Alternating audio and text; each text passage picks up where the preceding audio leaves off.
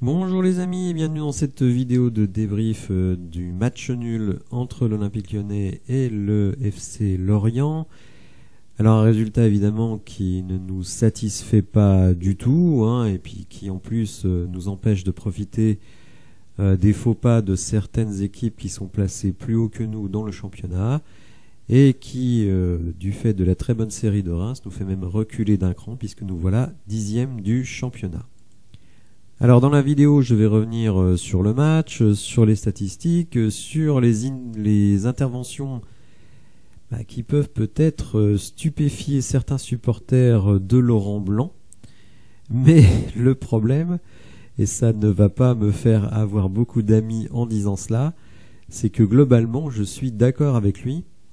Et finalement, le constat qu'il fait, et je fais le même constat, c'est que l'équipe, alors on pourra évidemment dire que la première mi-temps n'était pas de ce tonneau-là, mais la deuxième mi-temps, on va dire, les joueurs se sont donnés, se sont procuré beaucoup d'occasions, mais ont raté. Donc de ce point de vue-là, moi je pense que en termes de tactique, on était présent, en termes d'envie, on était présent, mais comme dans certains matchs, on est passé à travers à la finition. Et que, d'une certaine manière, beaucoup de supporters ont voulu dégager les koalas dépressifs de l'effectif pour les remplacer par une jeunesse décrite comme dorée.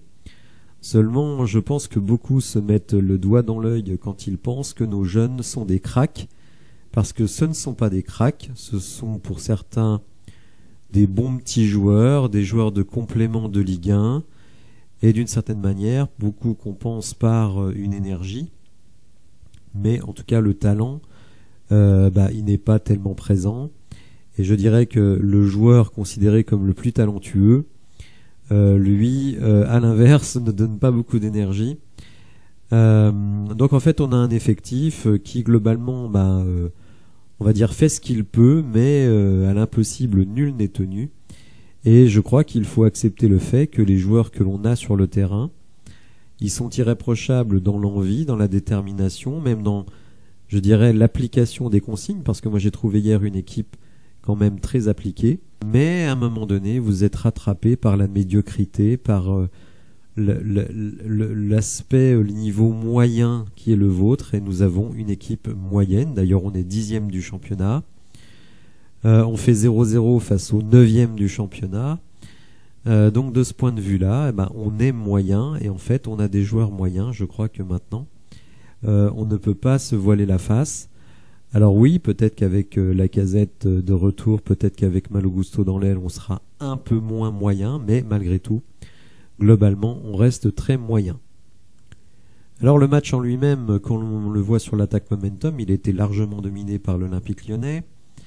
La première mi-temps, on n'a pas été flamboyante, mais on va dire elle était globalement maîtrisée. La deuxième mi-temps, on va dire beaucoup plus percutante, mais par contre beaucoup de difficultés à la finition. On a eu de très très grosses occasions, notamment par Barcola, Cherki, Tolisso, mais à chaque fois on est rattrapé par la réalité. C'est qu'on a des joueurs qui ne sont pas des tueurs devant le but, qui parfois ont de grosses limites techniques, et même ceux qui sont décrits comme des génies techniques. Je veux pas m'acharner sur lui, mais Ryan Cherki, il nous met un coup franc dans le bas du mur. Il nous met, alors qu'il est face au but, un espèce d'extérieur pied gauche qui passe à côté, alors qu'un enroulé pied droit, c'est but à 100%. Tolisso, lui, fait un geste plutôt correct de la tête, mais là, il faut reconnaître que le gardien fait une très bonne intervention. Et Barcola a 2-3 occasions vraiment très très grosses qu'il est incapable de finir en tirant souvent à côté du but. Donc là, si vous voulez, c'est pas un problème de système de jeu, c'est pas un problème d'envie, c'est vraiment un problème de niveau. Et j'en entends certains qui disent oui, mais Barcola il joue pas à son poste, Cherki il joue pas à son poste. Mais je veux dire, les occasions qu'il rate, elles n'ont absolument rien à voir avec le poste où il joue.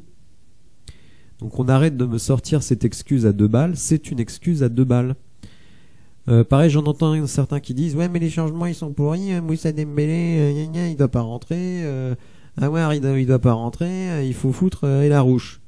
Aouar il sort, enfin il entre pour remplacer Tolisso. Tolisso qui sort à la 65e minute alors qu'il n'est pas blessé. Donc là aussi je me pose des questions. Mais en même temps je me mets à la place de Laurent Blanc. Au milieu de terrain, Thiago Mendes est blessé. Maxence Cacré et Le Penon sont sur le terrain. Il se retourne vers le banc. Alors oui, il a le choix entre Aouar et Larouche. Personne n'est capable de dire ce qui se passe à l'entraînement. D'accord ? Donc ceux qui affirment que si c'était Elarouche qui était rentré, ça aurait été meilleur, ils font du foot fiction. Et moi j'essaye de ne pas faire du foot fiction. Donc le problème c'est que comme souvent à Lyon et notamment chez les supporters, on cherche un coupable et j'ai remarqué que pour le match d'hier, le coupable c'était Laurent Blanc. Or, on va le voir un peu plus tard dans les stats, Laurent Blanc il a mis en place une équipe cohérente. On fait malgré tout une clean sheet face à une équipe qui est réputée pour son jeu offensif et on a dominé ce match et dans l'absolu, vous allez le voir avec les stats, on aurait dû le gagner, mais seulement quant à la finition, vous avez des joueurs médiocres et ça, Laurent Blanc n'y peut rien, il n'a choisi aucun des joueurs qui sont sur le terrain en termes de recrutement.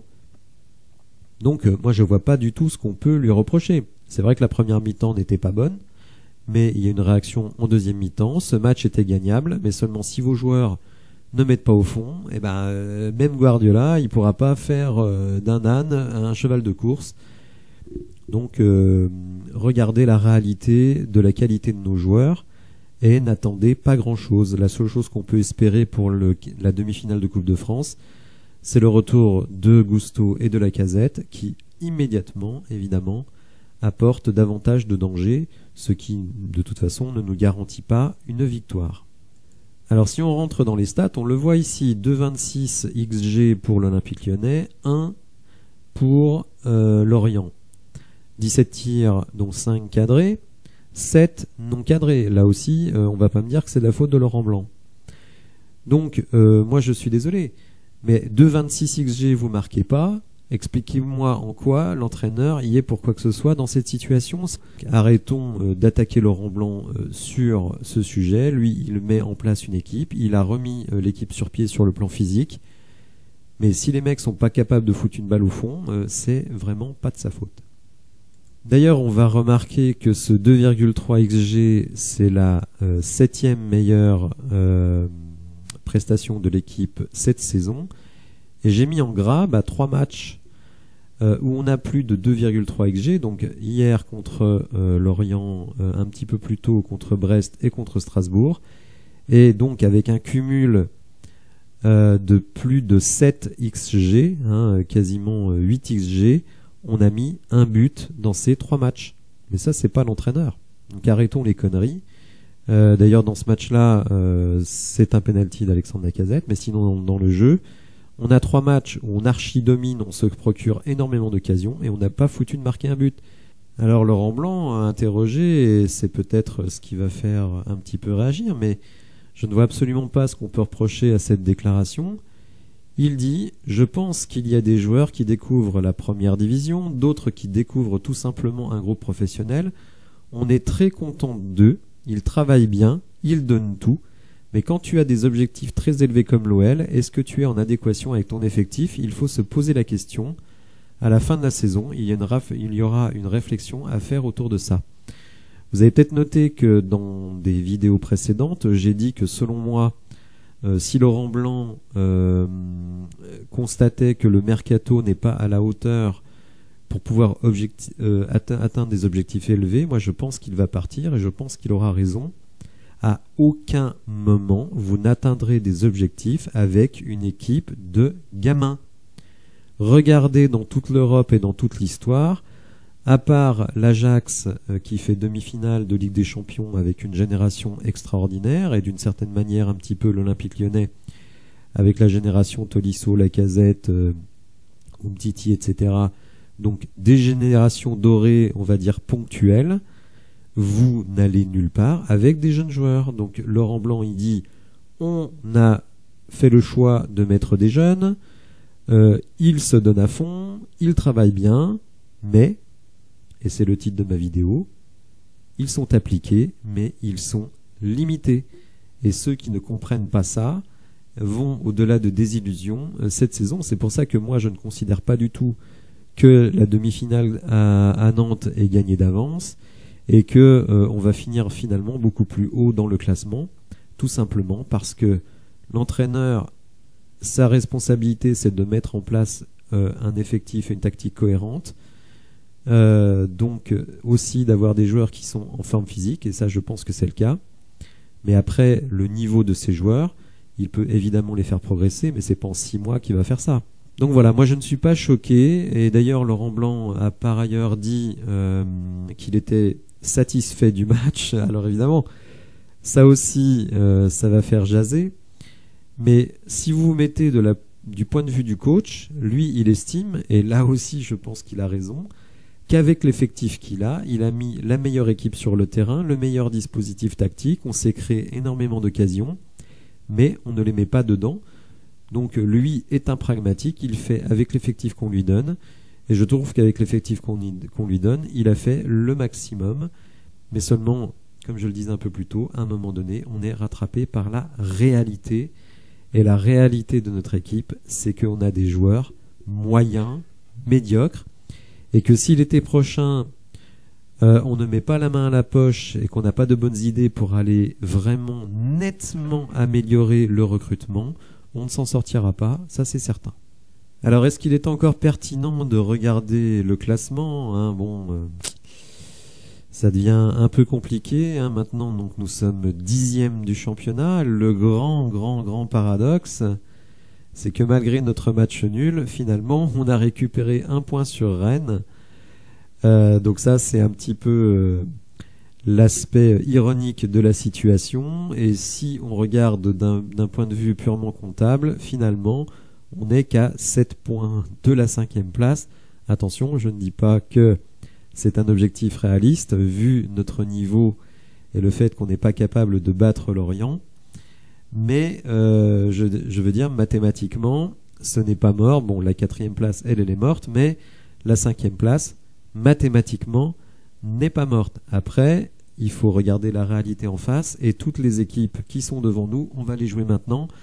Et hormis Lens, on a été et Lille, c'est vrai, dans un match un peu hold-up, on n'a pas été capable de les battre. Donc évidemment, ces 7 points-là, ils paraissent une montagne à gravir par rapport à la réalité de notre effectif et le calendrier qui s'offre à nous.